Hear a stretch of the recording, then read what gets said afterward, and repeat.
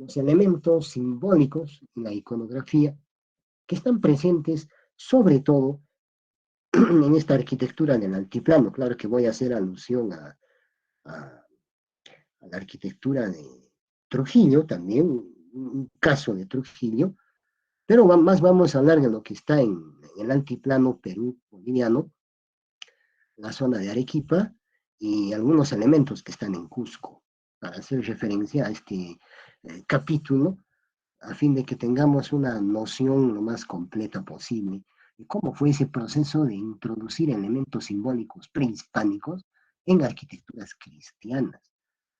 Y uno de los principales elementos es este. Miren, aquí tenemos una representación de un pez con rostro de hombre, ¿no? Es una deidad lacustre que está muy vinculada a una divinidad muy venerada en la zona del altiplano. Esta es la representación del dios Copacabana, Copacabana le van a decir en los españoles. Y este interesante ser propio de la mitología andina prehispánica va a ser sustituido por una divinidad cristiana que hasta hoy tiene vigencia, la famosa Virgen de Copacabana, una escultura hecha por un artista cusqueño llamado Tito Yupanqui, ¿no? De la panaca de Suxo, Aucaille, descendiente de Huiracocha. Es prácticamente una imagen que hoy está entronizada en el famoso santuario de la Virgen de Copacabana, que ya pertenece políticamente al Departamento de La Paz en Bolivia, antiguamente el Alto Perú. Entonces, miren, con esta imagen estoy mostrando estos procesos de sincretismo que tienen esa relación muy grande con estos testimonios. Hemos analizado que en el mundo andino determinados elementos simbólicos se hallan envueltos en imágenes, en elementos pertenecientes a la cultura, en este caso, dominante. Y sobre todo, estos elementos que se hallan así mimetizados mantienen, en otras palabras, gran parte de sus contenidos de una manera oculta. Y justamente hemos hablado aquí de algunos elementos, como el caso de esta imagen de antropomorfa de un pez con rostro humano, que se relacionaba con una entidad prehispánica llamada Copacabana, y que cuando llegan los españoles, esa entidad viene a ser prácticamente sustituida por la imagen de una virgen, la Virgen María, la imagen de la Virgen de Copacabana, una escultura, en este caso manierista, como vemos acá, obra de este famoso escultor Tito Yupanqui, y que actualmente pues se venera en el santuario de Copacabana, en el departamento de La Paz, Bolivia. Un interesante caso de sincretismo en el cual la entidad prehispánica está siendo sustituida como parte de los procesos de extirpación de idolatría, pero que sin embargo la entidad prehispánica original mantiene sus contenidos. Aquí tenemos una representación escultórica de un edificio chimú. Este se encuentra en el Museo Nacional de Arqueología en Lima. Es un edificio chimú, ¿sí? Huaco chimú, que representa una estructura arquitectónica con dos columnas, son horcones. Y ustedes ya han llevado el curso de arquitectura prehispánica, saben a qué me estoy refiriendo. Los horcones son pies derechos de algarrobo, que a manera de pórtico se situaban delante de estas estructuras arquitectónicas. En otras palabras, aquí estamos ante dos columnas, a las cuales, ¿no? O delante de las cuales, aparecen abrazados dos monos. ¿Qué pueden significar esos monos? ¿Dónde puede estar la presencia del mono? ¿Por qué está ligada a las columnas? Y aquí tenemos unas representaciones escultóricas de monos. Y los monos es una constante. Miren, aquí está el grupo arqueológico de Cusiluchayo, posible representación en relieve de monos, aunque más yo le doy la interpretación de pumas, ¿no? Pero el sitio se llama Cusiluchayo, Cusillu es monito, ¿no? Mono. Entonces, posiblemente sean monos y los monos pues aparecen representados, sobre todo en la cerámica, aparecen muy representados en, en dibujos, como también aquí en piedra. La arquitecta Teresa Gisbert, en esta importante obra de iconografía y mitos indígenas, ¿no? Señala que esta misma relación mono, pie derecho, mono, columna, y dos columnas, dos monos, eso aparece en esta importante expresión de la portada del templo de la Santa Cruz de Juli, ¿no? La representación cerámica, esta representación de un edificio en cerámica de la sociedad Chimú, llamó la atención a los estudiosos José de Mesa y Teresa Gisbert, y sobre todo la arquitecta Gisbert hace mención a esta imagen y sobre todo relata que haciendo la indagación en las crónicas encuentra las referencias a, a, a unos argumentos que trae el padre José de Arriaga en 1621.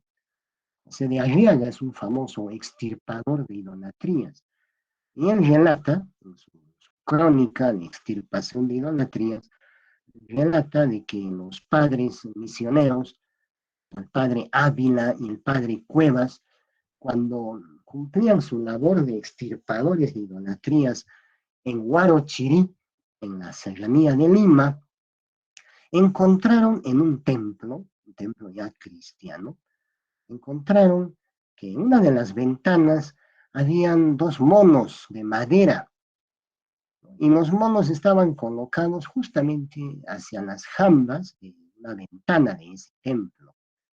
Cuando preguntaron por qué estaban allí, la gente decía porque los monos sustentan al edificio. Obvio que inmediatamente los padres Ávila y Cuevas ordenaron que esas esculturas en madera fueran retiradas de ahí y quemadas. Y sobre todo en la crónica, el padre Arriaga hace alusión a que estos monos se consideraban deidades que sustentan los edificios, ¿no? Entonces, ese detalle relatado en la crónica de José de Arriaga es analizado por la arquitecta Gisbert y sobre todo cuando ella hace referencia a este interesante ceramio que se encuentra en exhibición en el Museo Nacional de Arqueología en Lima, donde efectivamente vemos, aquí vemos una estructura arquitectónica a dos aguas, y esta caída de agua está sostenida por estos horcones, los famosos horcones. Ustedes ya han llevado el curso de arquitectura prehispánica. Los horcones son los pies derechos de algarrobo que caracterizan a la arquitectura tanto moche como chimú. Y justamente abrazados a las columnas aparecen dos simios, dos animales que son pues, según esa explicación de José de Arriaga, estarían muy relacionados con la sustentación de los edificios, ¿no? Y aquí encontramos, bueno, aquí vemos algunas dos cerámicas también alusivas a la representación de monos en el mundo prehispánico. Y en el mundo prehispánico vamos a encontrar muchas, esto también les había mostrado la vez pasada, representación en relieve de un mono, bueno, que en el fondo pareciera que no se trata de un mono en este caso, sino de un felino. Están sin cabeza, están sido descabezados por los extirpadores de idolatrías. Para el mundo cristiano, el mono tiene una connotación maléfica, una connotación satánica. ¿no? Y sin embargo, estos seres, ¿no? Son pues elementos que de acuerdo a la tradición que les acabo de mencionar en la costa norte, sostenían a los edificios. Pero vamos a encontrar, curiosamente, a estos seres en una representación escultórica en el altiplano. Entonces nos preguntaríamos qué hace un mono, un animal de las zonas cálidas, en la zona altiplánica. En la zona altiplánica, obviamente, este ser se convierte en un animal exótico. Sin embargo, aparece representado junto con otros elementos, ¿no?, de la Amazonía, aparece representado pues en estructuras arquitectónicas virreinales a más de 3.800 metros sobre el nivel del mar. ¿Cómo explicamos eso? ¿No? Entonces, miren, ese es un tema muy interesante que vamos a analizar en esta oportunidad. Aquí les he traído una cerámica bastante interesante. Esta es una pieza escultórica que se ubica bueno, forma parte de la colección de especímenes, ¿no?, el Museo Larco. El Museo Larco tiene dos áreas, un área permanente de exposición, donde están las piezas clave, y esta otra, que es un área donde se almacenan en aquellos, como pueden ver, miles de huacos pertenecientes pues a estas sociedades Moche, Chanchan, Lambayeque, Inca. Muy interesante, la colección es asombrosa, fabulosa, y uno incluso entra a esta zona, porque están almacenadas las piezas, uno entra y tiene las colecciones organizadas por temas. Si uno quiere ver temas de, por ejemplo, rituales, sacrificios, hay huacos sobre eso. Uno quiere ver medicina, huacos sobre medicina, huacos retratos. En este caso, esta es la zona de arquitectura, una serie de representaciones en cerámica de edificaciones arquitectónicas. Aquí he seleccionado esta imagen que justamente aparece pues una estructura arquitectónica con una cubierta acá sostenida por dos pies derechos, los horcones. Y toda esta estructura está levantada sobre un basamento, una especie de, estaría aquí simulando pues a lo que fue una estructura piramidal trunca. Pero lo más interesante es que abrazado al, al pie derecho aparece un mono, un posible antropoide, ¿no?, que está ahí abrazadito a la columna. Un elemento bastante interesante. Voy a mostrarles otras imágenes de este mismo huaco. Ahí está en dos perspectivas. Un poco difícil de tomar la foto porque claro que está a una altura considerable y no se aprecia muy bien porque son piezas para estudio. Son piezas que van los investigadores y solicitan la pieza para poderla estudiar. En este caso, está ahí en el anaquel, la foto ha sido tomada en el mismo anaquel, ¿no? Pero ahí vemos la imagen claramente del mono abrazado al derecho. De la misma manera, un elemento muy similar aparece en otra pieza escultórica, otra vasija, donde ya no son monos los que están al lado de una puerta, sino son seres cadavéricos tocando flautas de pan, las antaras, ¿no? Estos seres muy ligados inclusive a los conceptos de fertilidad de la tierra, ¿no?, las entidades muertas que son sepultadas en la tierra para volver a surgir como vida.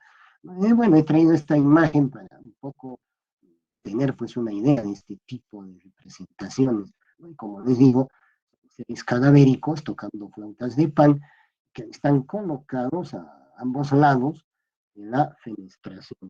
Y es la misma posición que ocupan, ¿no?, los dos monos en la vasija que nos trae la arquitecta Teresa Gisbert. Y obviamente en ese caso de los monos son seres que están ayudando a sostener los edificios, ¿no? Y bajo ese contexto, ¿no?, estos monos aparecen, ¿no?, marcadamente, diríamos, presentes en una estructura altiplánica, ¿no? Justamente en la portada, ¿no? En esta portada del baptisterio del templo de la Santa Cruz de Juli. Ojo, esta portada no es una portada exterior, por si acaso. Esta portada forma parte de los elementos ornamentales internos del templo de la Santa Cruz de Juli. Ustedes dirán, pero en la fotografía vemos el sol. ¿Cómo es? Y resulta que el templo de la Santa Cruz de Juli, al ser abandonado, ¿no? Sufre una serie de procesos deplorables de destrucción y de abandono. Lamentablemente, esta estructura a principios del siglo XX sufrió inclusive mutilaciones y una serie de problemas estructurales que poco a poco hicieron que la estructura quede en estado ruinoso. Actualmente se encuentra en un lamentable estado ruinoso. Y esta es una imagen tomada en el Sotocoro. Al ingresar al templo, es la imagen, ¿no?, del Sotocoro. Justamente aquí estoy señalando, este es el muro de pies. O sea, esto estaba bajo el coro, ¿no? Y ahora pues todo eso se ha derrumbado y ya no hay ya no hay cubiertas, está todo ruinoso y la nave está al descubierto, son ruinas, ¿no?, a la espera de alguna posible restauración. La cosa es que en las bases del baptisterio, esta portada en Santa Cruz de Juli, encontramos la presencia de monos, ¿no? Monos que obviamente son animales pues muy exóticos en la zona altiplánica. Nosotros preguntaríamos qué hacen estos monos allí.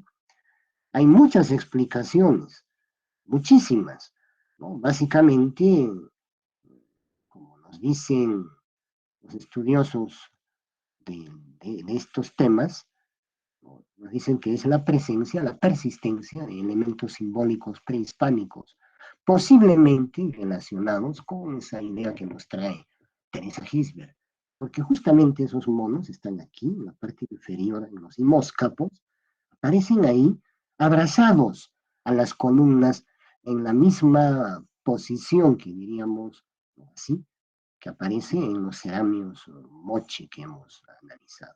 Así, ahí está, en la misma posición. Entonces, podría ser la persistencia o la existencia de un relato mítico, un elemento, un antecedente prehispánico, en el cual los monos significaban elementos sustentatorios, eran entidades que ayudaban a sostener y protegían al edificio. Quizás con esa idea aparecen aquí a 3.800 metros sobre el nivel del mar, ¿no? Otros estudiosos van a explicar que la presencia de los monos en el caso de Juli tiene mucho que ver con la presencia y con el paso de los misioneros jesuitas, ¿no? Porque, ojo, este templo de la Santa Cruz de Juli fue construido por los jesuitas, y los jesuitas tenían sus misiones no solo en el altiplano, sino sobre todo en las selvas, ¿no?, del Paraguay, del Chaco, en la zona de Santa Cruz, en Bolivia, el Alto Perú, zonas selváticas, y el altiplano era pues el punto de paso, por ahí está el camino hacia esas zonas. Entonces, posiblemente la presencia de monos también pueda deberse a ese paso de misioneros. Sin embargo, la, el argumento que vincula a estos seres amazónicos con la arquitectura altiplánica tiene mucha relación con elementos simbólicos que están persistiendo en estas estructuras, ¿no? Y como justamente en este tema que estamos analizando, les voy a mostrar, junto con los monos, algunos otros importantes elementos simbólicos que aparecen asociados, en este caso, a esta portada. Bien, para comenzar, en primer lugar, miren, un poco afianzando el tema dado en la anterior clase, para un poco afianzar, vamos a ver que por las proporciones, por la forma que tiene esta portada interna que daba acceso al baptisterio, aquí se está rompiendo lo que llamaríamos el esquema clasicista. Los cánones de proporción, ¿no? Miramos la pureza de los órdenes clásicos, ¿no? Aquí ya no existe. Aquí hay una reinterpretación del artista, en este caso altiplánico, que está tomando determinados elementos de la arquitectura clásica, los está reinterpretando para configurar esta riquísima portada, ¿no? Y ese detalle lo hace resaltar el padre Antonio San Cristóbal. Luego, aquí aparece un elemento interesante, ¿no? Miren, veamos una de estas columnas, las famosas columnas salomónicas, que ahorita les voy a dar el otro nombre que tienen. Aquí, más o menos hacia el tercio, aparece una faja de hojas aplanadas, como pueden ver ahí, ¿no? Esa faja toma el nombre de imbricado. ¿Qué cosa es un imbricado? Es una ornamentación que simula las escamas de un pez. También se le conoce como monofolios. También le llaman alas de mosca, ¿no? Son términos que es bueno ir anotando para tomar en cuenta.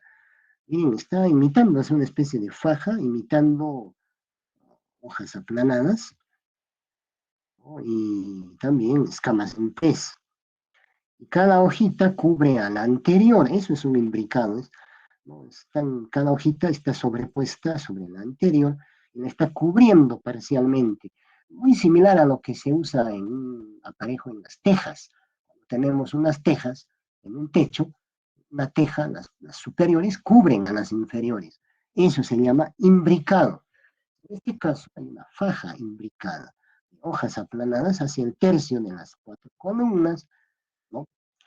Entonces, ese elemento es muy propio de esta arquitectura antiplánica.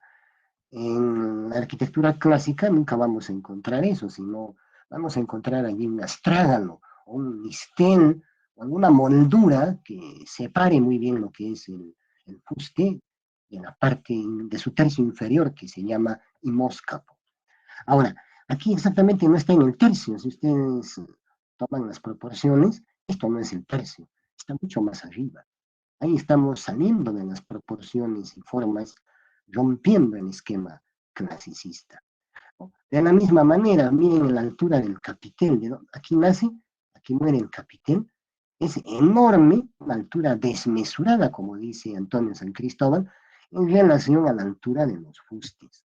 Entonces hay una serie de elementos que, obvio, están evidenciando un manejo distinto que rompe, obviamente, el esquema clasicista.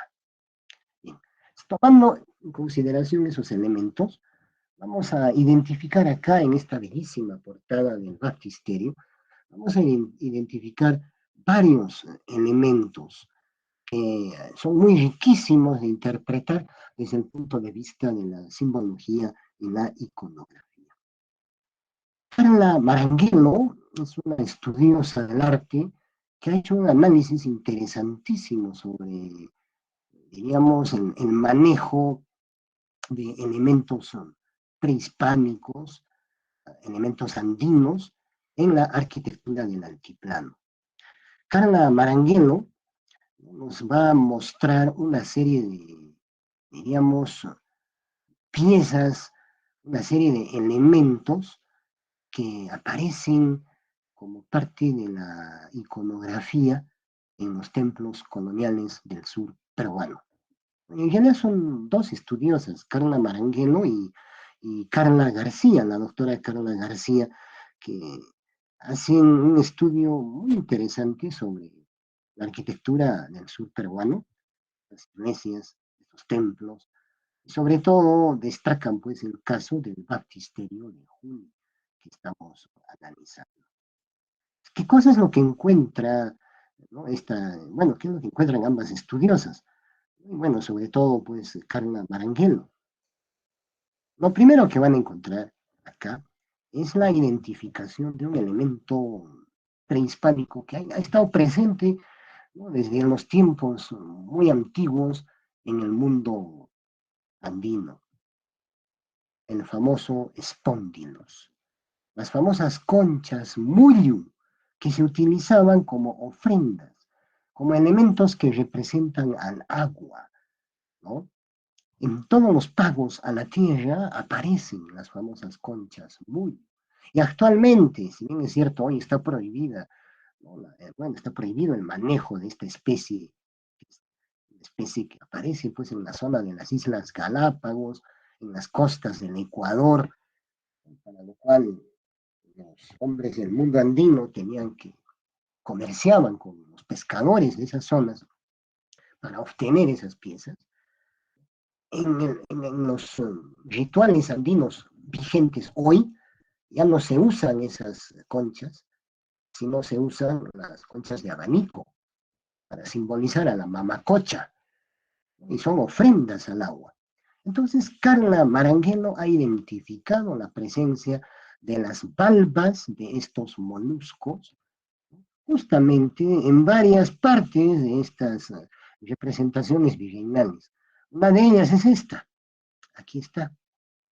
Miren, en la clave, ahí está la representación de una valva marina. Y aquí hay otra, y aquí está la otra.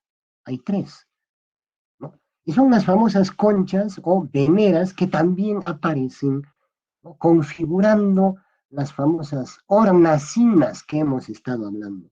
Cuando ahora veamos una hornacina, si bien es cierto, este elemento es pues, netamente europeo, pero el hecho de presentar la valva de estos moluscos allí en el sector este casquete, ¿no? Semi-esférico de la hornacina, ese elemento ya tiene otra lectura.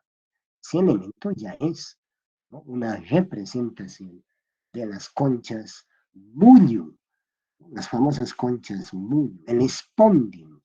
Inclusive en el mundo andino prehispánico, precolombino, Carla Maranguelo nos indica de que en la rica iconografía prehispánica, inclusive el famoso espóndilus representa a las entidades femeninas, a diferencia del strombus, que es otra especie de molusco, el strombus, ¿no? Galeatus, ese es su nombre, que es el pututu, estas caracolas, representa a la entidad acuática masculina. Miren, ya son dos elementos muy importantes. El Strombus galeatus, los pututus, las huayllaquetas, ese es el nombre que tienen estas trompetas o caracolas, ¿no? Que inclusive aquí en el Cusco son muy importantes en las tradiciones, por ejemplo, de los barayos. Los barayos llevan las caracolas y tocan. En Pisac, por ejemplo, esa especie animal es el Strombus y representa a las entidades masculinas. Y el Spondylus, que es la concha marina, representa a la entidad femenina acuática, ¿no? Y tienen un carácter de ofrenda, son ofrendas acuáticas, ¿no? La valva es un elemento marino. Y obviamente acá en la portada esta de la Santa Cruz de Julio aparece tres, una, dos, tres. Aquí está la famosa concha Spondylus, ¿no? Y bueno, en realidad en toda la disposición arquitectónica virreinal, la concha venera forma parte pues de los nichos, forma parte de las hornacinas, aparece también en claves de arcos. Obvio, para el mundo cristiano, la concha venera es el símbolo del peregrino, el símbolo del apóstol Santiago el Mayor. Entonces, miren, ahí están los dos elementos simbólicos, ambos representativos de una muy rica iconografía, la cristiana y la prehispánica. Entonces, ahí estarían las famosas conchas muy. Ahora, aquí voy a poner los nombres, algunos elementos, y los vamos a ir explicando a medida que vayamos avanzando. Ahí está la valva marina, la minera, o concha mullo, el espóndilo.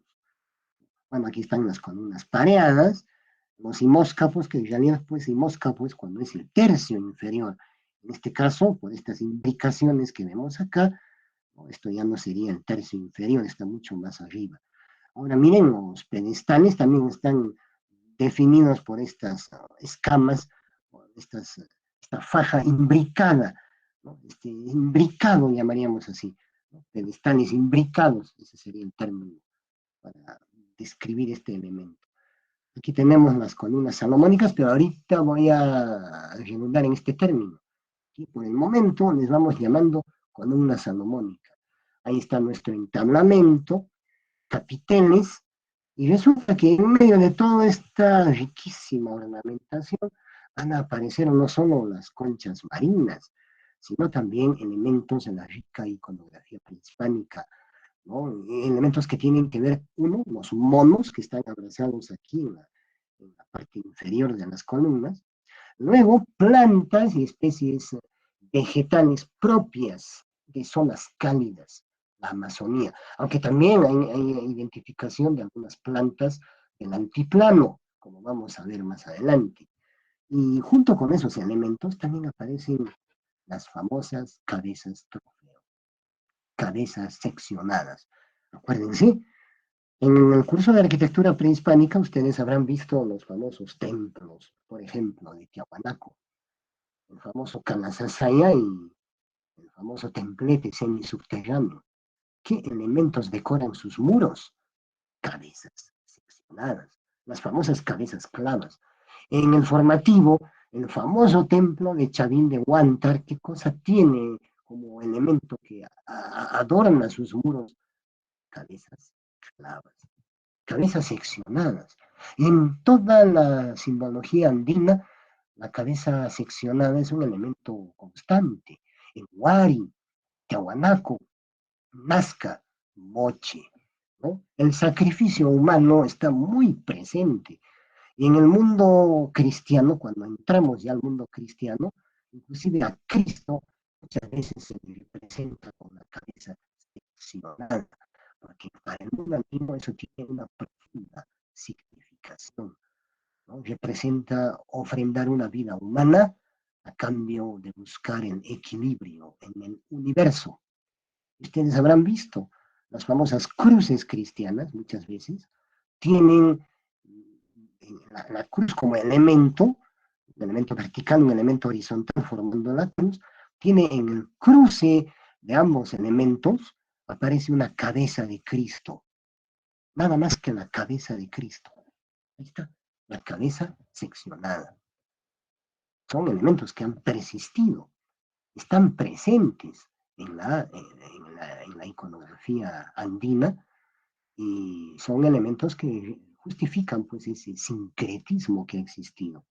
Y esas cabezas seccionadas, las vamos a ver acá. Miren aquí encima de los capiteles. Ahí están las cabezas seccionadas. Y hay otras metiditas ahí en diferentes lugares. Ahí aparecen unas cabecitas, ¿no? Miren, aquí estoy colocando una cabeza trofeo, está por acá. Aquí hay otra. ¿Sí? Una acá. Aquí está la otra cabeza trofeo. Aquí también, ¿no? Ahí está, cabezas trofeo.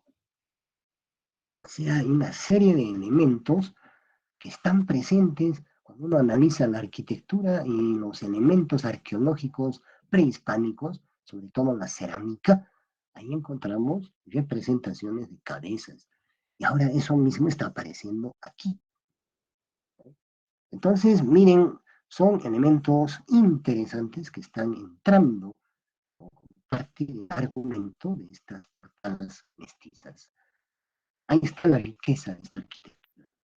Entonces aquí nos preguntaríamos, ¿no será esto la representación de un pago a la tierra?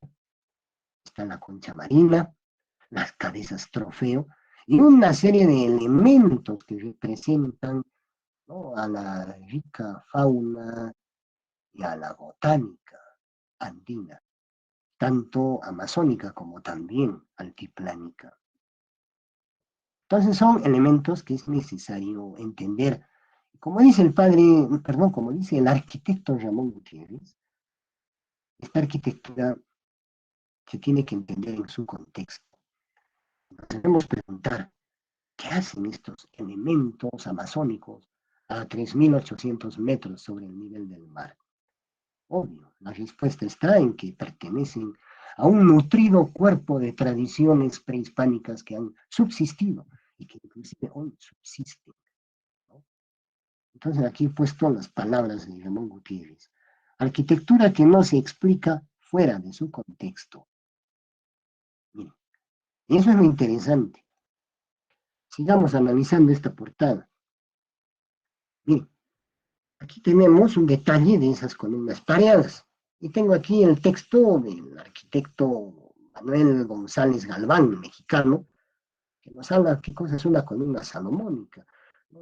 Esto ya lo vimos, el fuste se mueve sobre sí mismo de forma helicoidal, es una columna entorchada o torsa, ¿no? Y tiene pues como antecedente a las Sagradas Escrituras, es parte del barroco, ¿no? Bueno, una serie de elementos. Pero, ¿qué nos dice el padre San Cristóbal? A estas columnas, ¿no? Sobre todo aquí del templo de la Santa Cruz de Juli, a diferencia de otras columnas en portadas retablo de templos altiplánicos, el padre San Cristóbal le llama columna colladina. La colladina viene del collao, la meseta del collao. Y dice que es un tipo específico de columna difundida por las portadas de Puno, Juli, Pomata y algunas otras que están en el área boliviana, ¿no? Donde se ha difundido la arquitectura planiforme, como el caso de las columnas de San Francisco de la Paz, famoso templo de San Francisco de la Paz. Por favor, eso anoten bien. Entonces aquí estamos ante un nuevo tipo de columna. Ya no le podemos llamar a esta salomónica. Ahorita voy a mostrarles con imágenes la gran diferencia. Le llama San Cristóbal, les llama columna coñapina. ¿Por qué? En términos de San Cristóbal, miren, ¿cuál es la diferencia con la salomónica? Aquí coloco una salomónica. La gran diferencia está que en la columna salomónica el fuste está pues como se dice desplegado en espiral. Está, es un espiral, ¿no? El fuste es retorcido, ¿no? Y tiene como característica que cada vez que este fuste retorcido da una vuelta, se forma en el perfil del fuste este abultamiento, un abultamiento curvo que justifica pues las vueltas en ascensión de esta pieza arquitectónica, ¿no? Entonces, miren, ahí está, hay una curva aquí, compárenla con esta, aquí no hay curva, ¿no? Aquí es en la columna collabina, el fuste permanece recto, pero hay una banda apretada que se está desarrollando en espiral, como si estuviera aprisionando, estoy usando el término que trae el padre San Cristóbal, está aprisionando el fuste. Pareciera que se está hundiendo en la piedra. Es lo que explica el padre San Cristóbal. Voy a hacer aquí una línea, miren, rectita la línea, y aquí le voy a poner la misma línea. Por favor, anoten este elemento. Un segundo, por favor.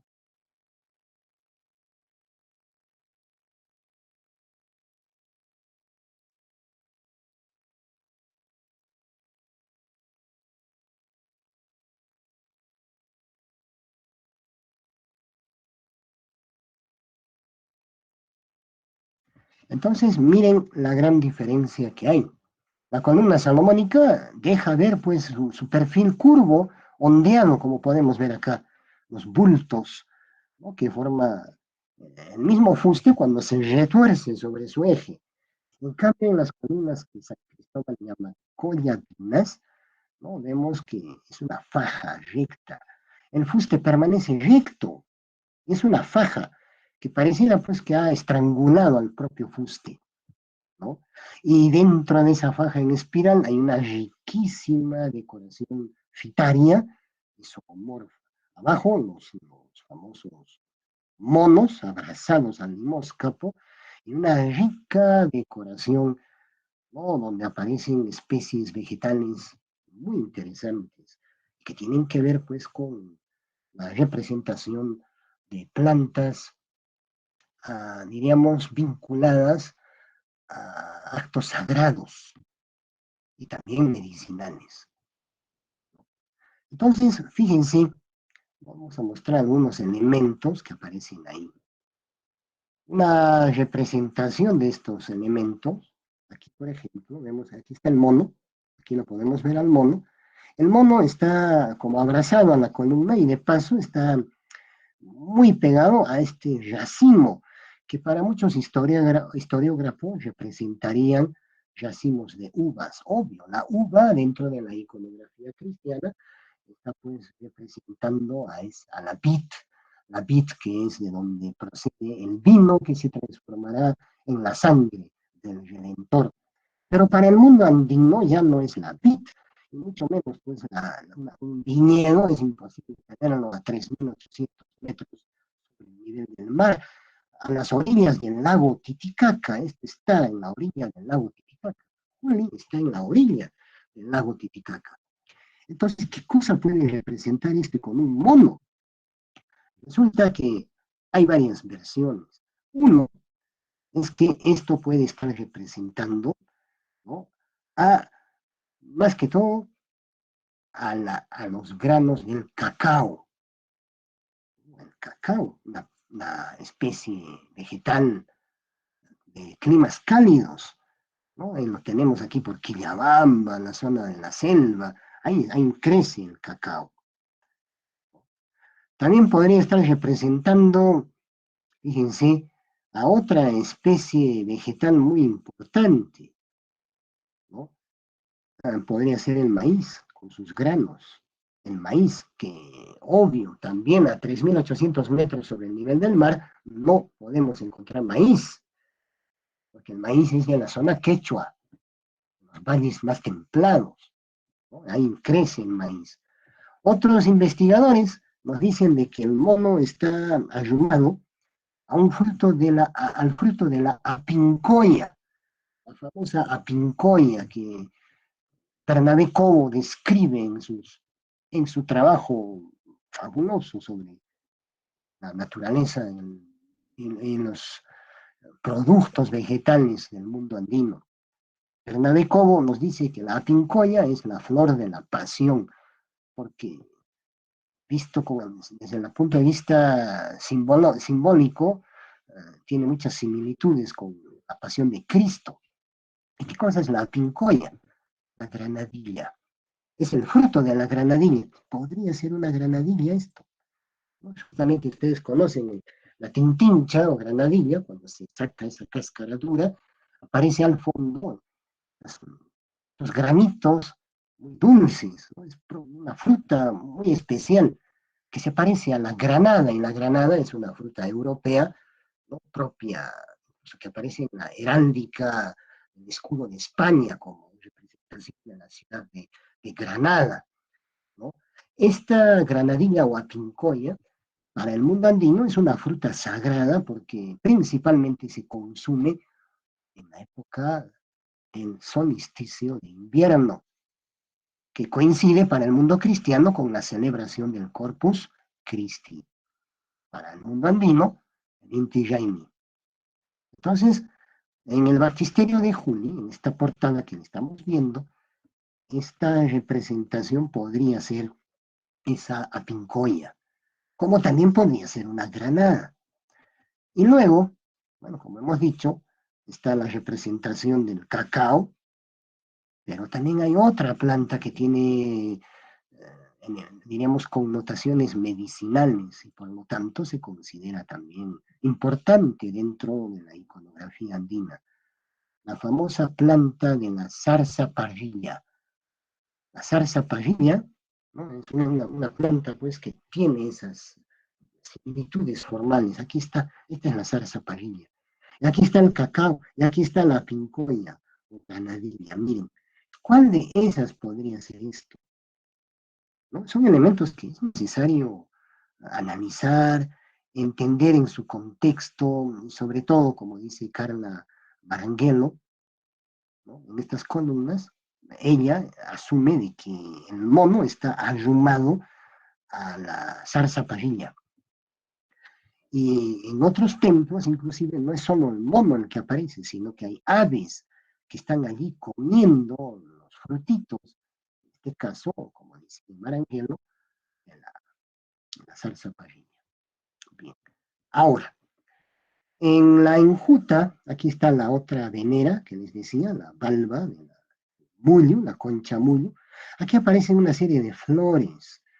Aquí también en el mismo fuste y hay también unas flores campaniformes. Esta de acá, campaniforme. ¿Qué cosa puede ser?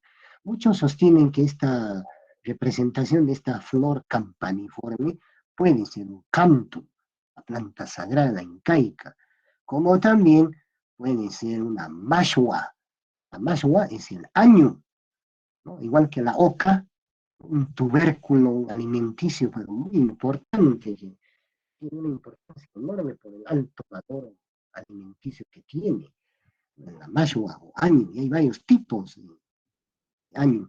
Esta sería la flor de esta mashua. Entonces, Carla Maranguelo identifica, ¿no?, que junto con las valvas, la concha marina, están flores, el isaño o mashua, el año que aquí conocemos. ¿No?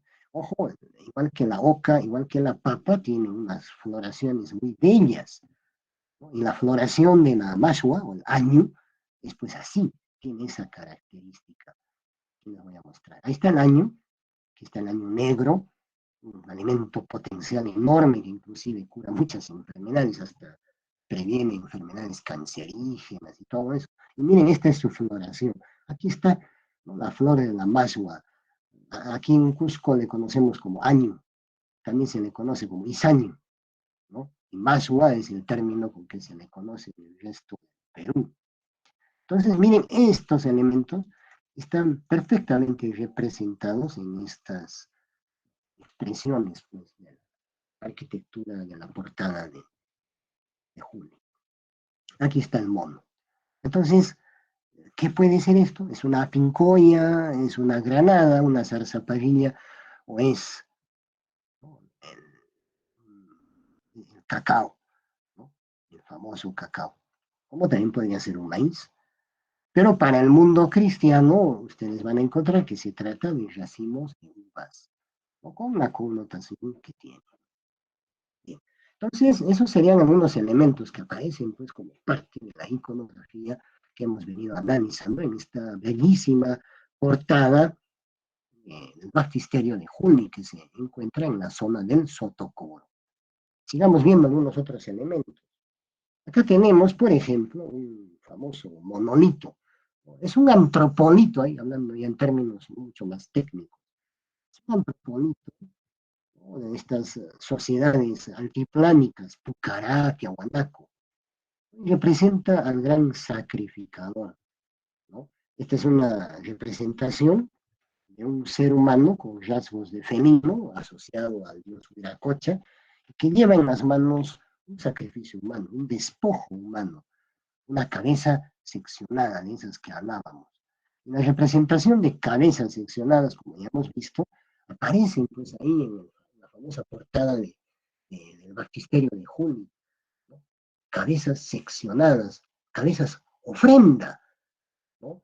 Y forma eso pues parte de la gran tradición andina prehispánica, donde era una constante el sacrificio humano, ¿no?, las cabezas degolladas. Y ahora este ser con rasgos de felino se va a hacer presente también en la arquitectura virreinal. O sea, va a mantener en su contexto. Miren aquí, por ejemplo, esta es una imagen que nos trae Teresa Gisbert, es la representación de un puma antropomorfo, y nada más y nada menos que formando parte de un elemento arquitectónico de la portada lateral del templo de Santiago de Pomata. Y ahí está el puma. El puma representa al mundo caipacha. El puma tiene esas connotaciones que hemos visto cuando hemos hablado del Cusco. Puede ser el oscollo, puede ser el señor Coa, bueno, una serie de símbolos que están asociados al puma. Miren esta, lamentablemente esto ha desaparecido, es una portada en una casa, la famosa casa del balcón en La Paz. Lamentablemente esto ya no hay. Bueno, quedó la foto, está registrada en la foto y miren, como parte del dado de este pedestal, en la portada de esta casa, aparece un la cabeza de un puma. Bien. Vayamos un poco más adentro, en el corazón del Alto Perú. Miren, esta es la portada del templo de San Lorenzo de Potosí. Ahí vemos el famoso arco Hornacina, o arco de cobijo, protegiendo pues esta bellísima portada no retablo, ¿no? Del famoso templo San Lorenzo de Potosí. Y aquí hay toda una riqueza iconográfica muy interesante, una serie de elementos, ¿no? De alto valor simbólico que vamos a ir analizando poco a poco. Miren, aquí por ejemplo aparece parte del Oculus Dei, este vano principal, aparece la representación del arcángel San Miguel, armadura, sus alas, ¿no? Y como parte de este elemento, alrededor hay todo un argumento de símbolos que son muy importantes ir conociendo poco a poco, ¿no? Este es el dibujo que nos trae José de Mesa y Teresa Gisbert, donde identifican a esos elementos, ¿no? Ahí está San Miguel, ahí aparece la bóveda celeste debajo del arco de cobijo. El círculo siempre simboliza al cielo. Esto simboliza al cielo, ¿no? El círculo. El cuadrado es la tierra, ¿no? Son elementos clave que ustedes ya manejan. El cuadrado es la tierra, el círculo es el cielo. En este caso, esta sería la representación de la bóveda celeste, porque ahí está colocando al sol, a la luna y a las estrellas, ¿no? Aquí regreso aquí está, ¿no? San Miguel está en el cielo, junto con San Lorenzo, que está ahí representado en el cielo, y aquí aparece pues el sol, la luna, las estrellas, y hay la representación de las famosas sirenas. Pero no son cualquier sirena, son sirenas que están tocando instrumentos musicales. ¿Qué puede representar una sirena con instrumento musical? Ahí hay algo interesante. La sirena es un ser que aparece en las mitologías muy antiguas del mundo occidental, pero también aparece en el mundo mágico religioso andino prehispánico. En el mundo occidental, cuando la sirena tiene instrumento musical, ya tiene connotaciones filosóficas. ¿Y qué quiere decir eso? Que el autor de esta portada, o el que mandó hacer esta portada, conocía de los clásicos griegos. Sobre todo había leído a Platón, como vamos a ver más adelante. Por el momento quedémonos con este elemento semicircular que es el cielo. Ahí está la sirena, las dos sirenas, ahí está el sol, la luna, las estrellas, y como intermediario entre este mundo del cielo con la tierra, estaría San Miguel Arcángel. Y abajo, en esta rica expresión,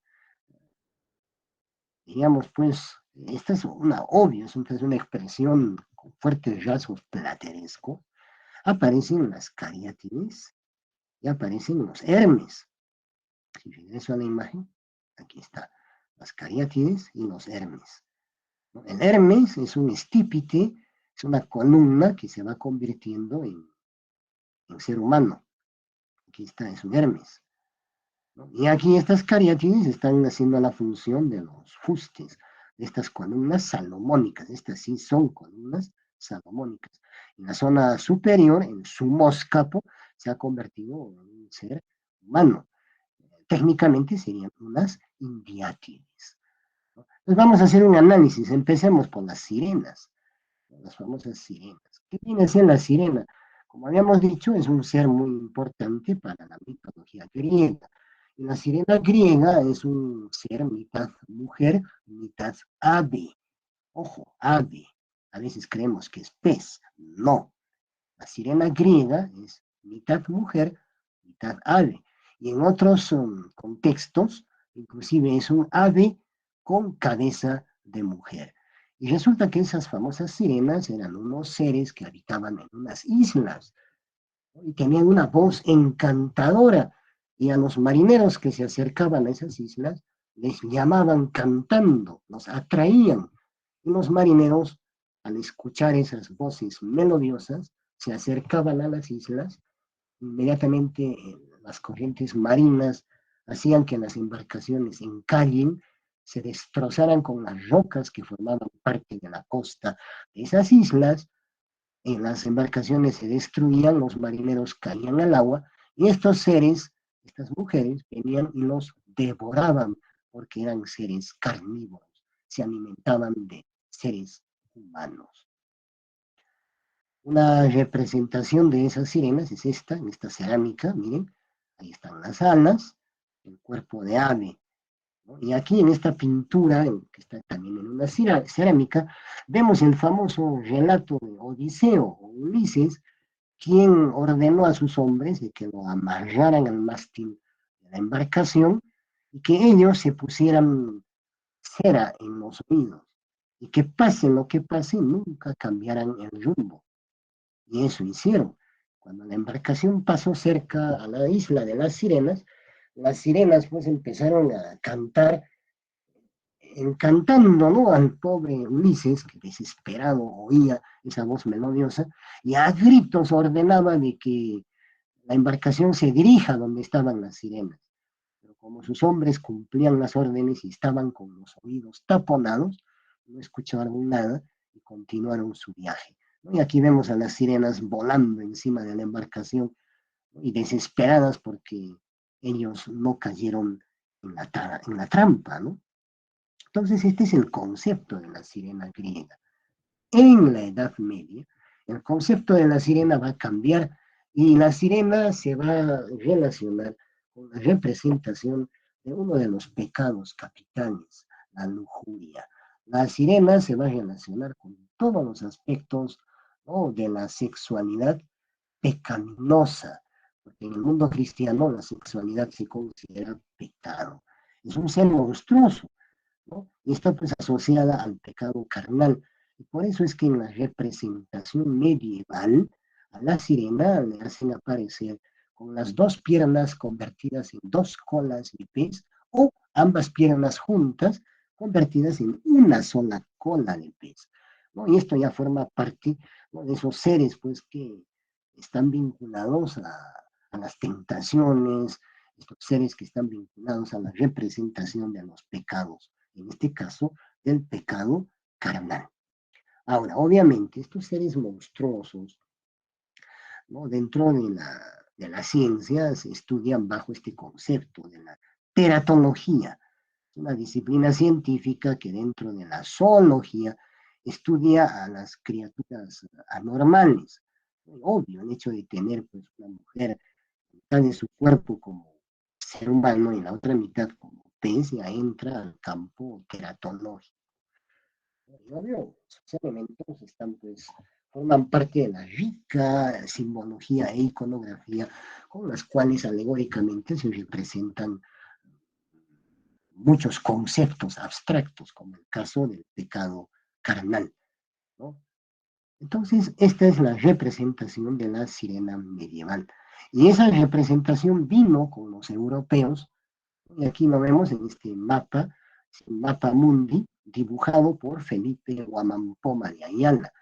Como parte del contexto del mapa, él sitúa también la presencia de una sirena concebida bajo sus conceptos en la sirena medieval.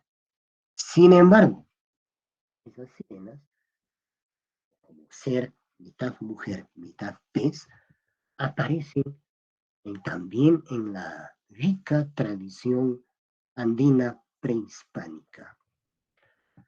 Sobre todo, estos seres en el mundo prehispánico están muy asociados a cuerpos de agua. ¿Eso qué quiere decir? Ríos, lagos, lagunas, manantes y obviamente el mar.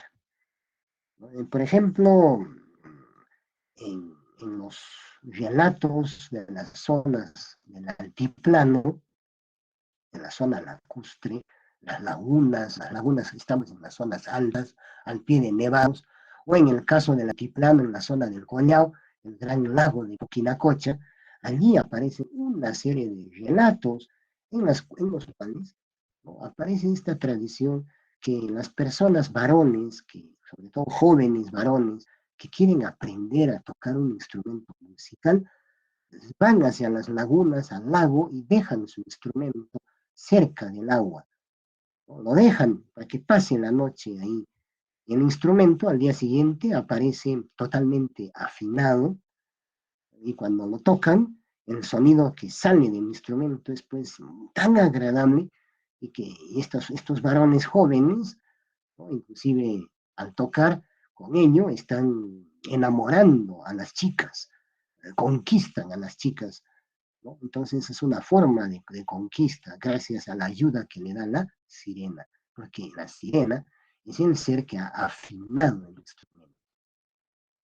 En otros casos, estos hechos van al punto de que cuando estos varones están caminando por las montañas, por estas punas donde hay sirenas o hay manantiales, y a veces se les hace tarde, ¿no? Es la sirena quien nos encanta y nos llama con su voz melodiosa.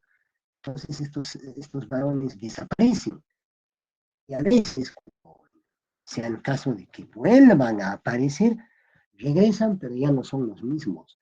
Han sido transformados, porque resulta que han regresado y ya tienen incluso una afición más, han regresado como grandes músicos, y cuando en las fiestas tocan su música, enamoran a las chicas, ¿no? Entonces, miren, son tradiciones asociadas en este caso a la música y a estos cuerpos de agua. Hay un dibujo de Felipe Huamampoma de Ayala que está muy vinculado a unas costumbres incas. Aquí está. Este es un dibujo que nos muestra la zona del río Sapi, en la parte baja del barrio de Santa Ana. Y ahí dibuja esta estampa de Huamampoma, nos está mostrando a unos personajes que están tocando flautas, sentados en la parte alta, lo que llamaríamos ahora Santa Ana, incluso llevan haces de paja en la espalda, están tocando la música, y este sector se llama Pincuilluna, Pincuilluna, ¿no? Y están tocando una música que se llama el Harawi, Harawi Pincuilluna, aquí dice canciones, ¿no? Y música, Harawi Pincollona, aquí está.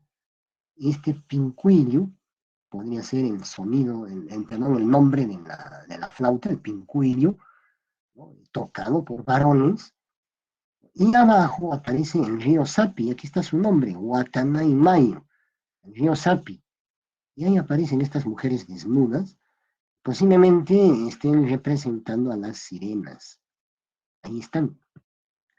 Y esta zona es donde actualmente estaría pues pasando la calle Sapi, ¿no? Esta es la parte alta de Santa Ana, los acantilados que caen sobre la calle Sapi, y aquí al frente es donde actualmente han construido el famoso Hotel Sheraton, y ahí estarían las sirenas. Entonces, este dibujo está representando eso, ¿no? Y aquí está Huacapunco, es el nombre de este sector, justamente la primera y segunda cuadras de la calle Sapi, antes de llegar a Siete Cuartones, tienen ese nombre, que hasta hoy subsiste, Huacapunco, ¿no? Entonces, miren, aquí, por ejemplo, se está haciendo alusión a un elemento, el elemento agua, la presencia de la música y mujeres pez. Esa es una interesante interpretación de este dibujo de Huamampoma de Ayala. Y resulta que en la simbología y en los relatos tradicionales andinos se habla mucho de la presencia de mujeres pez. Por lo tanto, no es un ser privativo de la mitología griega y judeo-cristiana occidental, sino que también aquí en esta parte del mundo habían relatos vinculados a mujeres pez. Entonces, miren, hay un dato muy interesante que también nos trae el famoso arqueólogo Arturo Poznański. Él lo había recogido, había escuchado este relato en los Ayllus Chipayas, en la zona de Bolivia, ¿no? Los Chipayas hablan de una leyenda del famoso Equeco. Equeco o Ecaco. Y se sabe que el Equeco tiene dos mujeres. Esas dos mujeres en Equeco, una se llama Umantú y la otra se llama Chalua. Y resulta que Chalua es la palabra quechua para decir pez. Y Umantú es una palabra quechua también para designar a una especie, ¿no?, de pez que habitan ¿dónde? Sobre todo en el lago Titicaca. Entonces, Arturo Poznański nos habla de eso. Pero también hay otro famoso escritor, estudioso de aquella época, que es Bertonio. Bertonio es un cronista que escribe inclusive un diccionario, el famoso diccionario de Bertonio. Y la arquitecta Teresa Gisbert recoge el texto de Bertonio y habla de una leyenda muy parecida a lo que indica Arturo Poznański. Ya no habla de Lequeco, sino habla con el nombre de Tunupa, que es otro nombre que tiene el Lequeco. Y Tunupa es el dios Huiracocha. Y resulta que el famoso Tunupa, el dios Tunupa, tenía como esposa, como esposas a dos hermanas, ¿no? Y aquí está el texto. Bertonio dice, las hermanas se llamaban Quesintú y Umantú, eran dos hermanas con quienes pecó Tunupa. Al decir que pecó Tunupa, significa que Tunupa estaba casado con las dos hermanas, ¿no? Entonces, Umantú es un pescado, un pez del lago Titicaca, que tiene ese nombre. Y Quesintú es una variedad también de otro pez, ¿no? Entonces, de ahí deduce Teresa Gisbert que esas mujeres con las cuales Tunupa estaba casado eran mujeres peces. Entonces, miren, les he mencionado dos relatos, uno que trae Bertonio y otro recogido por Poznański de las tribus chipayas en la zona de Bolivia. Ambos hablan, relacionan la presencia del mismo Dios, con diferente nombre, claro, Equeco, Tunupa, con Chalua y Umantú, y aquí se llaman Quesintú y Umantú, dos mujeres peces.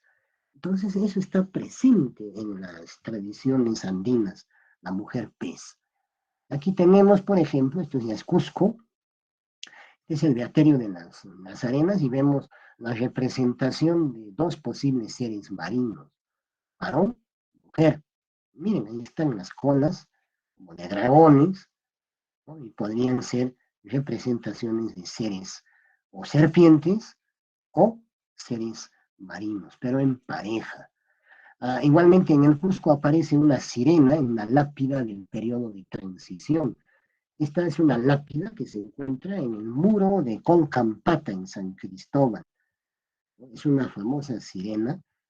Aquí vemos la cola de pez, aquí está la cintura, los brazos para arriba, lamentablemente la parte de la cabeza se ha borrado, y aquí en este sector donde estuvieron los pechos, por ahí salía agua, porque esta fuente era parte, perdón, esta lápida era parte de una fuente de agua.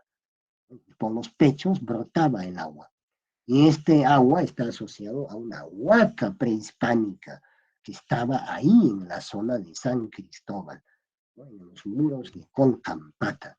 Una huaca asociada a Corioglio o Mamaoglio, que era una importante mujer que vivía, según los relatos que trae Bernabé Cobo, vivía y tenía sus propiedades en la zona de San Cristóbal, y la fuente de agua se consideraba sagrada.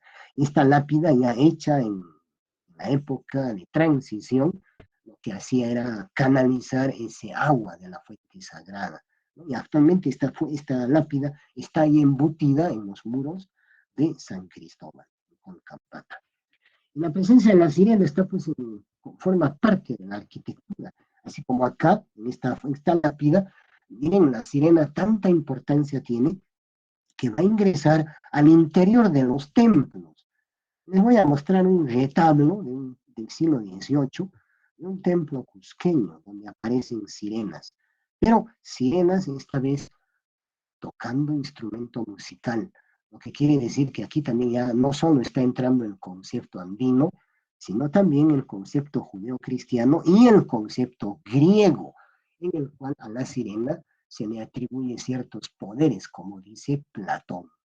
Miren, aquí está un detalle del retablo, ¿no? De uno de los retablos de la Virgen Candelaria en el templo de Santa Clara. Y aquí aparece la sirena. Miren, aquí está, le estoy señalando. Aquí está la sirena tocando un instrumento de cuerda. Ahí está, ¿no? Y resulta que son dos. Aquí está la otra. A ambos costados, ¿no? De esta Virgen, perdón, la Virgen del Rosario, me estaba equivocando. La Virgen del Rosario, aquí está. Miren, a los pies de la Virgen del Rosario aparecen dos famosas sirenas como parte del contexto de estos retablos en el lado de la epístola del templo de Santa Clara en el Cusco. De la misma manera, en el templo de Jesús, José y María, a un costado de la catedral, aparecen también cuatro sirenas. Ahí está, en esta parte superior, ¿no? Miren, cuán importante la presencia de la sirena. Y este ser va a trascender porque forma parte de muchas tradiciones, ¿no? Es muy interesante que aparece en la toponimia, asociada sobre todo a cuerpos de agua, como he dicho. Miren, muchos riachuelos, en muchas lagunas, se asocia la presencia de la sirena y esa presencia está expresada en la rica toponimia con la cual se maneja hasta ahora a esos lugares. Por ejemplo, cuando uno va a Quillabamba, bajando el Abra de Málaga, aparece ya en la bajada hacia la zona de la selva, aparece una importante catarata en la cual todos los choferes de los vehículos, camioneros, los que manejan buses, se paran un momento y baja el chofer y deja una ofrenda. ¿A quién? A la sirena. Ese lugar se llama Sirenachayo. En Huchuicosco, igualmente, en la altura de Calca, aparece un riachuelo y hay un sectorcito del riachuelo que se llama Sirenayojo. Y en otros sitios vamos a encontrar el nombre de Sirenacocha, ¿no? Aquí en el mismo Cusco, en la zona de ayuda mutua, encima de la parte alta de Tambillo, ahí está el sitio que se llama Sirenacocha. Elementos asociados a las sirenas y forman parte de la tradición. Miren, este por ejemplo es el anda de San Sebastián. Y aquí aparece un personaje femenino, un tocado de plumas y una serie de elementos que simulan la cola de la sirena. Entonces son elementos muy propios que aparecen, formando parte, este anda obviamente ya es contemporánea, es un anda del siglo XX, pero ahí aparece este ser. Y en cuán ligada está la presencia de la sirena en los mitos y tradiciones del hombre actual, el hombre andino actual. Y estos elementos aparecen enriqueciendo una serie de estructuras arquitectónicas. Por ejemplo, vamos a volver a Arequipa. Esta es la portada lateral de la Compañía de Jesús de Arequipa, ¿no? Y aquí aparece esta representación de Santiago Matamoros, ¿no? Santiago Matamoros. Por detrás aparece la valva marina, la concha mullo, que ya hemos explicado. Aquí está Santiago pisando a los moros, ¿no? Santiago Matamoros. Y vemos aquí debajo, en esta especie de frontón, interesante la representación del frontón curvo, partido y desventrado, aparecen dos sirenas perfectamente representadas como parte de las enjutas, ¿no? Y son elementos que están simulando una especie de conexión entre esta parte de abajo, el mundo de abajo, con este mundo donde estaría pues luchando Santiago y que es una especie de entrada a este mundo que representaría la curva, representaría al cielo, ¿no? Entonces, miren, bueno, y paso aquí aprovecho para mostrar el fruto de la granada, como también podría ser la granadilla, esa fruta sagrada que está ahí representada, ¿no? Parte de esta rica decoración. Aquí tengo otra imagen, ahí está, ¿no? Santiago, las sirenas, ¿no? Y ahí están esas granadas o granadillas o frutos de cacao, zarzaparrillas, eso falta estudiar. Y aquí están las valvas, ¿no? Las famosas valvas, las conchas Murio, como parte de la ofrenda. Entonces el agua está representada acá con la concha Murio y las sirenas. Entonces, para el mundo cristiano, la sirena es representación de la lujuria, el pecado carnal, pero para el mundo andino podrían ser la representación de las dos esposas de Lequeco, las dos esposas de Tunupa o Huiracocha. Bien, cuánta información iconográfica podemos encontrar, ¿no?, en estas representaciones. Y miren qué curiosa, las sirenas de Arequipa no solo tienen la cola de pez, miren por detrás, tienen alas, quizás emulando a esas sirenas griegas originales. Ahora, el padre San Cristóbal, en su identificación de sirenas, nos lleva nuevamente al norte. Vamos a regresar a Trujillo. Este es el famoso templo de Huamán, en el distrito Larco Herrera, en la ciudad de Trujillo. Antiguamente esto era un pueblito, ahora forma parte de la inmensa estructura urbana de Trujillo, ¿no? Si no me equivoco, es la segunda o tercera ciudad después de Lima, junto con Arequipa, ¿no? Son las ciudades más grandes que tiene el Perú. Y aquí este famoso templo de Huamán, ¿no?, resulta que ahí están representadas sirenas. Voy a hacer el acercamiento, ahí está la portada de este templo, y ahí aparecen sirenas tocando instrumentos de cuerda. Aquí están las enjutas, ¿no?, riquísima, de la riquísima composición arquitectónica del templo, esta portada retablo del templo de Huamán en, en Arequipa, ¿no? Vamos a hacer un acercamiento, ahí están, bien, las sirenas. Y aquí vemos algunos elementos importantes, ¿no? Las miraletas, el friso decorado con miraletas, que son estas cabezas con paños de tela que cuelgan. ¿No? Aquí está el frontón triangular partido. Aquí hay unas ricas esculturas como que, por ejemplo, Santiago Matamoros.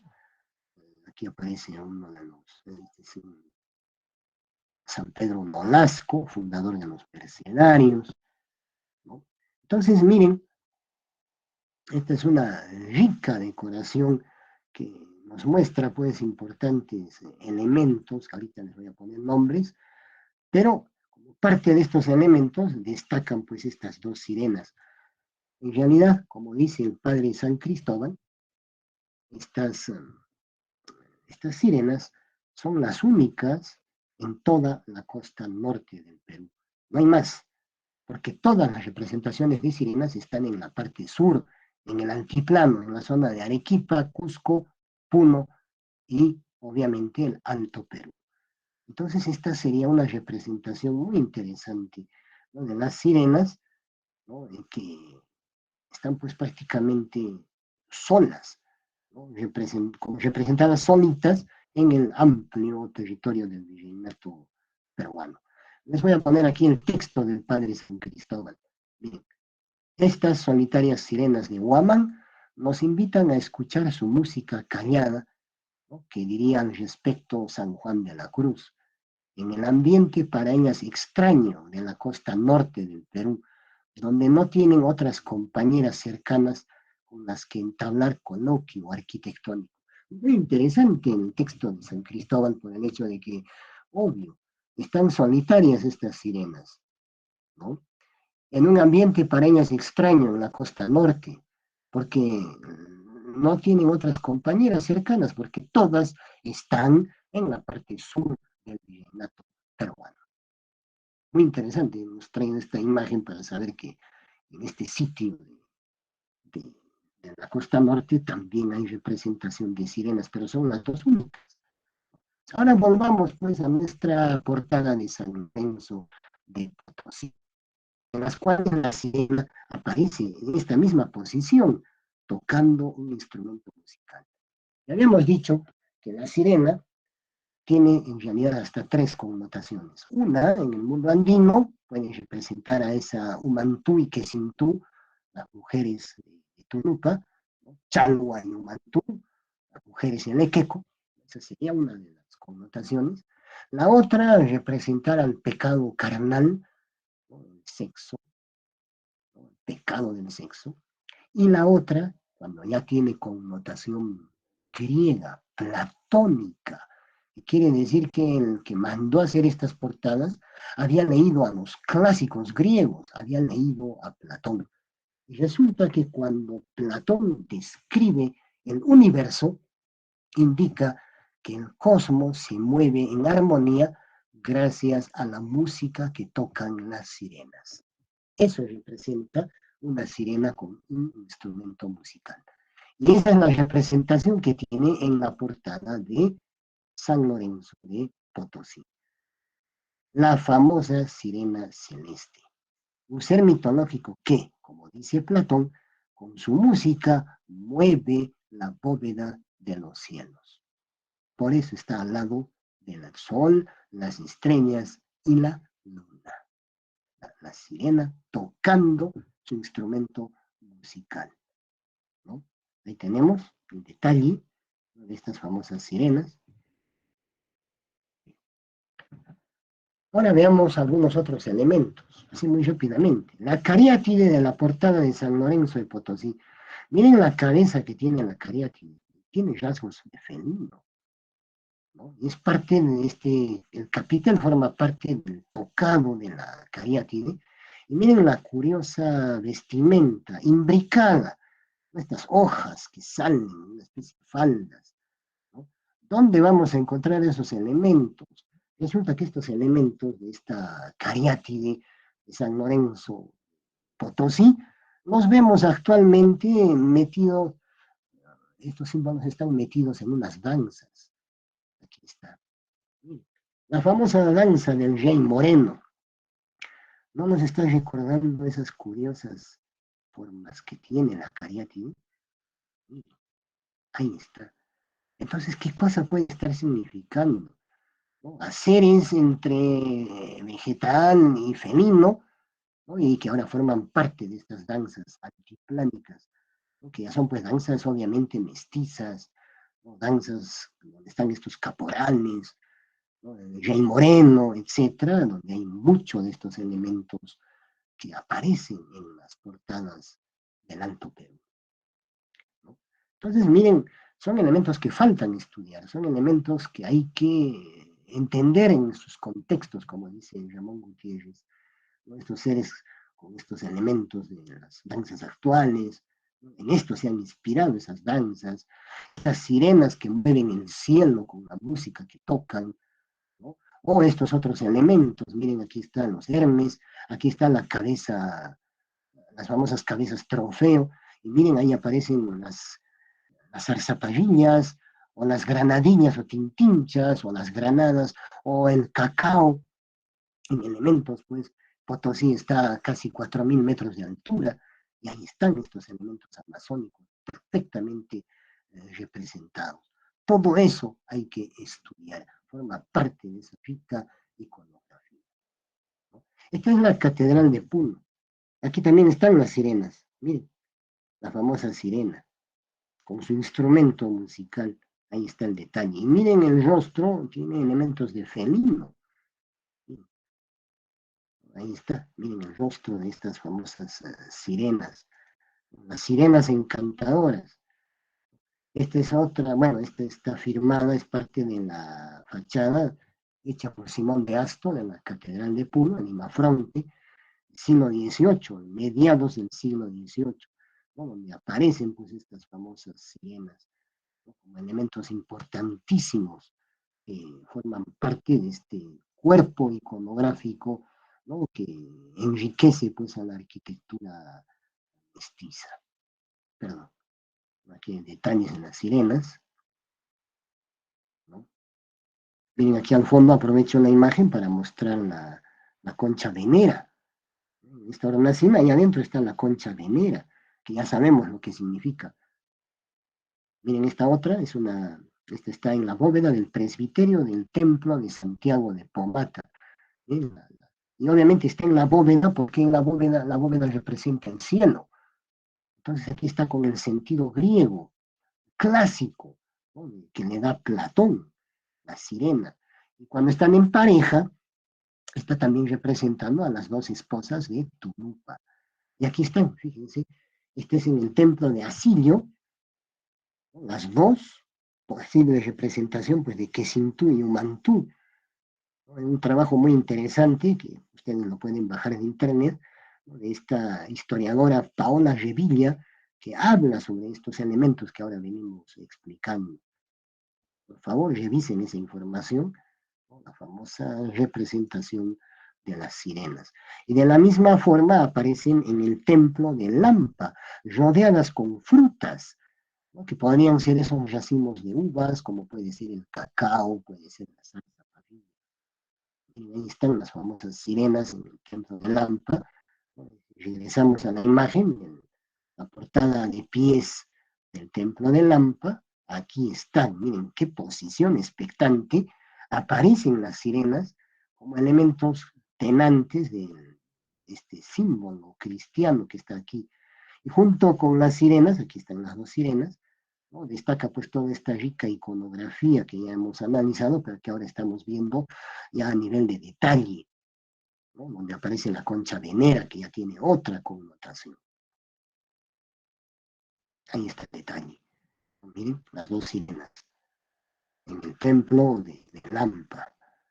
Elementos pues importantes que ya nos connotan características que se asocian con significados muy andinos, que no fueron destruidos, que han permanecido y están ahí ocultos en medio de elementos cristianos.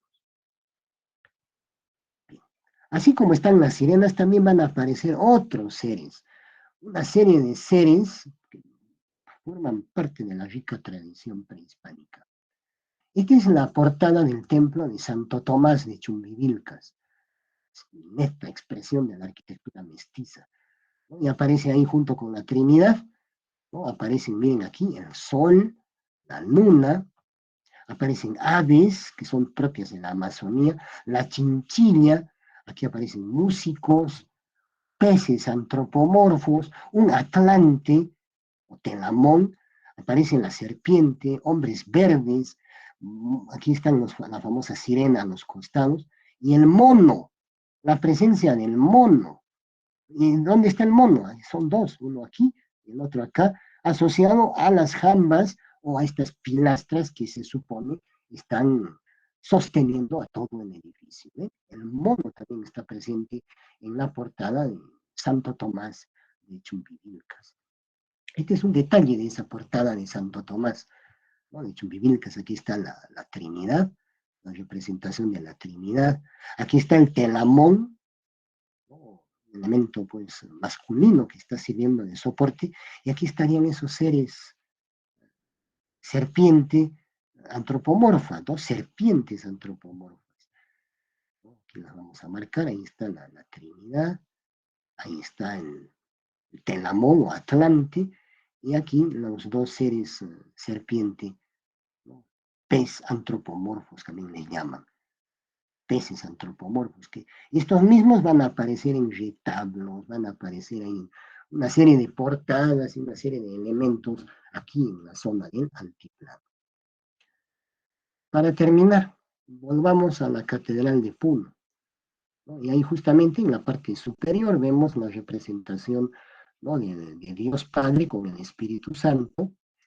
Aquí vemos una hornacina, posiblemente aquí estuvo la imagen de Jesucristo, pero aquí vemos ahora, ya con los nuevos ojos que les he mostrado, la representación del espóndilus, la concha venera. Y aquí a los costados, de igual manera, junto con San Pedro y este San Pablo, por detrás aparecen las conchas veneras, formando tres conchas veneras, que ya le otorga diríamos, una connotación de pago a la tierra a toda la portada arquitectónica, ¿no? Donde está presente siempre la concha venera, ¿no? Estas valvas representan a la concha mullo, el espóndilus, ¿no? Detalles de las formas prácticas muy románticas, muy interesantes, este Padre Eterno, ahí está el detalle, aquí está el Espíritu Santo, la representación de esos elementos, Aquí está, igual que en Santo Tomás, aparece en el caso de, de Puno, aparece un niño Atlante, y algo interesante, a un costado aparece una flor campaniforme, que podría ser esa flor, pues, de estas ocas, del año que hemos visto, podría ser esa representación. Aquí está el de Santo Tomás, y aquí están esos peces, o serpientes, o dragones antropomorfos a los costados.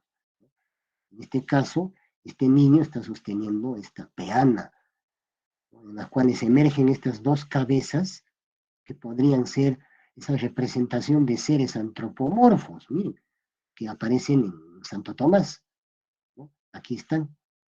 Algo significa un niño sosteniendo un edificio y a los costados esos peces antropomorfos que podrían representar, miren, aquí me atrevería a decir, ¿no será esta la representación de ese señor de los báculos de la portada de Tiahuanaco, que es Viracocha, que Bertonio le llama o le da el nombre de Tunupa, y en los chipayas le conocen como el Equeco?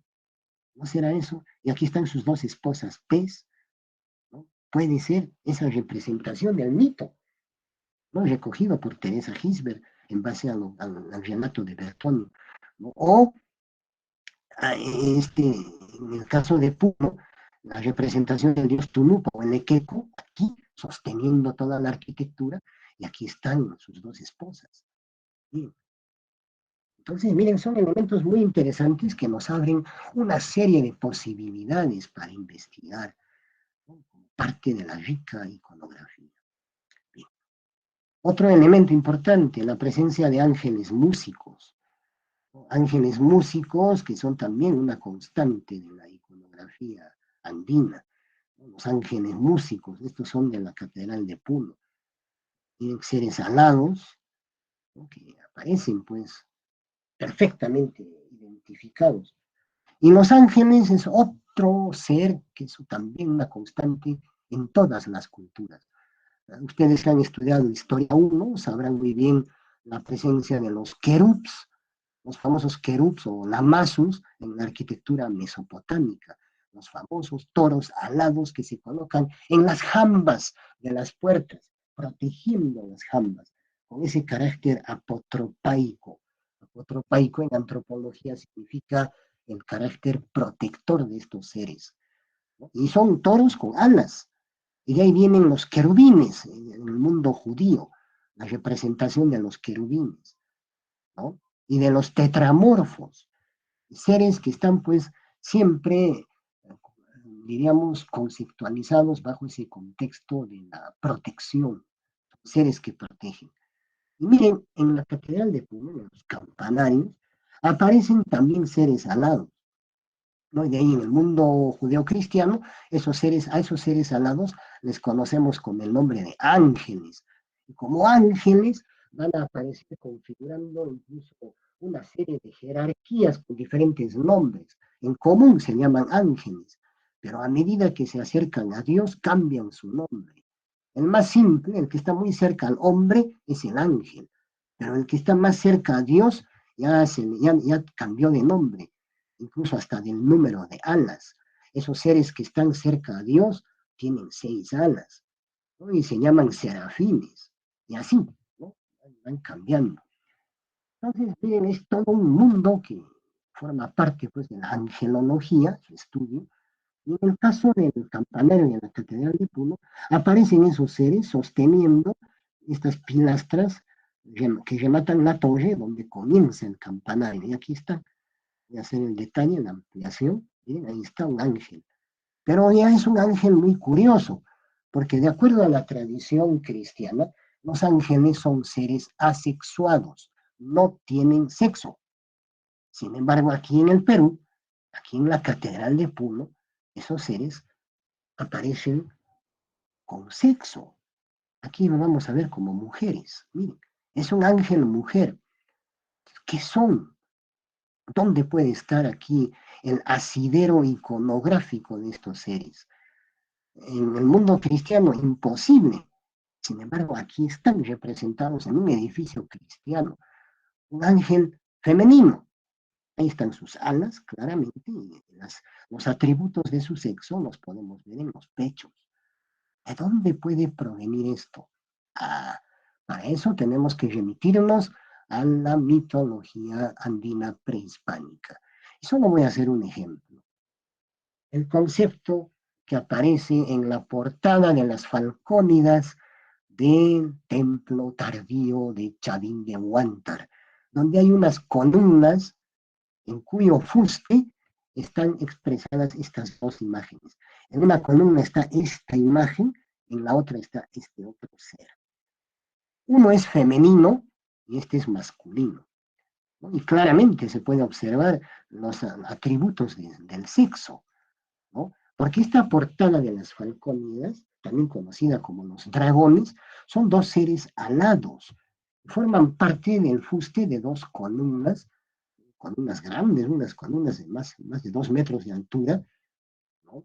Y son unos seres, también les llaman dragones alados, pero por el hecho de que tienen alas, podríamos ya enlazarlos con ese concepto occidental del ángel.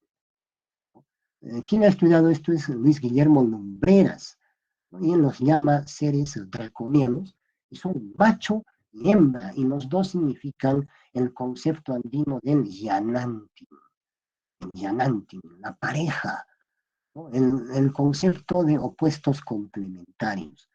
Y resulta que uno de ellos, por ejemplo, ¿no? Este tiene ojo de halcón y tiene el sexo masculino aquí. Y en el otro es ojo de águila y tiene el sexo femenino acá.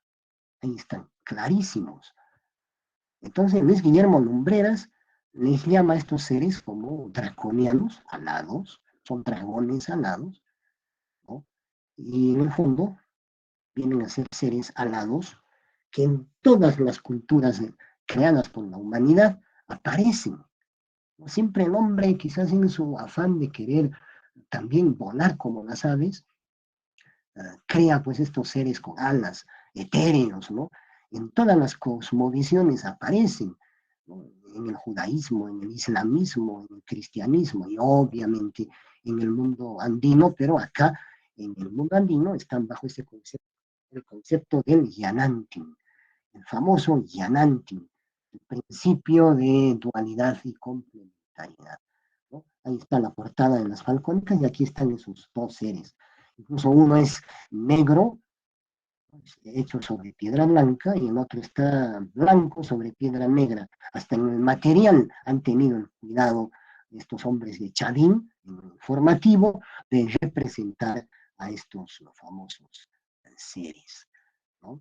Y esos famosos seres van a aparecer pues, en, en la arquitectura virreinal del altiplano, ¿no? Y estos famosos seres, como veíamos acá, en este caso, como mujer.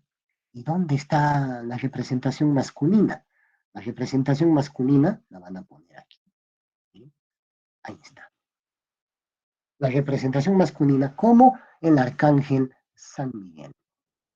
San Miguel Arcángel sería el que representa a lo masculino, y esos otros seres a lo femenino.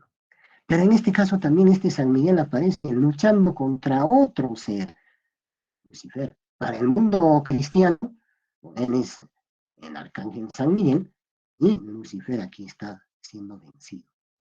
Pero para la representación iconográfica andina, ¿no? Miren, esta lucha simboliza el equilibrio. Para un cristiano, aquí él ve la lucha del bien y del mal. Para el hombre andino, esto representa el equilibrio del universo, donde el bien llega a su límite y el mal también llega a su límite, y ahí queda. Ninguno puede vencer al otro, porque basta que uno venza al otro, se produciría el caos. Entonces, esta representación, este símbolo, significa el cosmos, ¿no?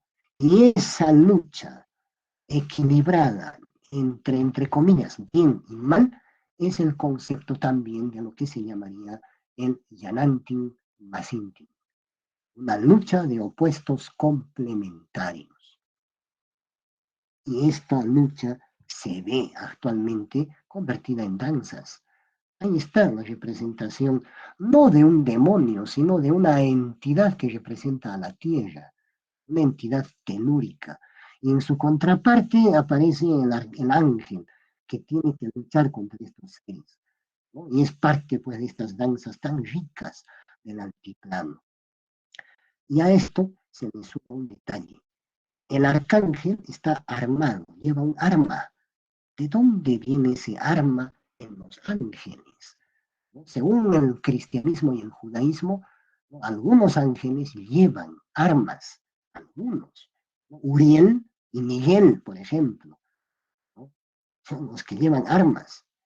Pero para el mundo andino, esos seres alados con armas aparecen en la cerámica de las sociedades andinas hispánicas. ¿Sí? Aquí está una cerámica del Museo Larco. Aquí está la representación de un guerrero ave. Tiene sus alas, su cabeza de ave y sus armas. Aquí vemos otra. Un guerrero ave. Miren, con todas sus armas. A esto le llamamos el proceso de sincretismo. Porque resulta que como parte del proceso de extirpación de idolatría, estos seres que forman, diríamos, ese mundo mágico religioso prehispánico, donde habían formas de culto, creencias, mitos, leyendas, esos elementos van a empezar a sobrevivir a la conquista. ¿Y cómo van a sobrevivir? Mezclándose con los nuevos conceptos venidos desde Europa. Y bajo una nueva apariencia, ¿no? Bajo una nueva apariencia, van a seguir transmitiendo su mensaje. Eso que acabo de decir es el concepto de sincretismo. Miren, ahí está la nueva apariencia. Este es un detalle de las postrimerías del hombre. El famoso juicio final, una pintura de Diego Quispetito, ¿no? Que está en la portería del convento de San Francisco. Aquí está ese ángel armado, luchando contra Lucifer, configurando el equilibrio del mundo, ¿no? Y este ser, ¿de dónde viene? De esto. Aquí está el ser alado, ¿no? El guerrero ave, que está en la iconografía de los moche, ¿no? Ahí está el famoso ser. Y de este personaje, que es San Miguel, van a nacer en la pintura cusqueña, en la iconografía cusqueña, los famosos arcángeles arcabuceros, tan famosos. Miren, ahí está San Miguel Arcángel, miren, este mismo, y aquí está un arcángel arcabucero, ya no le ponen espada, le ponen un arcabuz.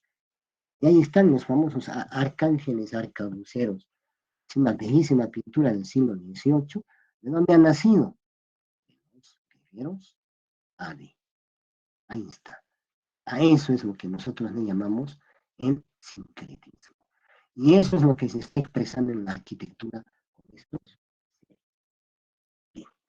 Entonces, con esto ya tenemos una idea de lo que significa, ¿no? Ese mundo simbólico, esa rica iconografía, donde hay, como se habrán dado cuenta, hay mucho por estudiar, mucho por descubrir, mucho que hacer, ¿no? Es un tema riquísimo que desde el punto de vista de la arquitectura, de la historia, de la arqueología y obviamente de las ciencias sociales en general, ¿no? Es un tema que falta mucho por investigar. Entonces les he dado aquí en este capítulo algunos alcances.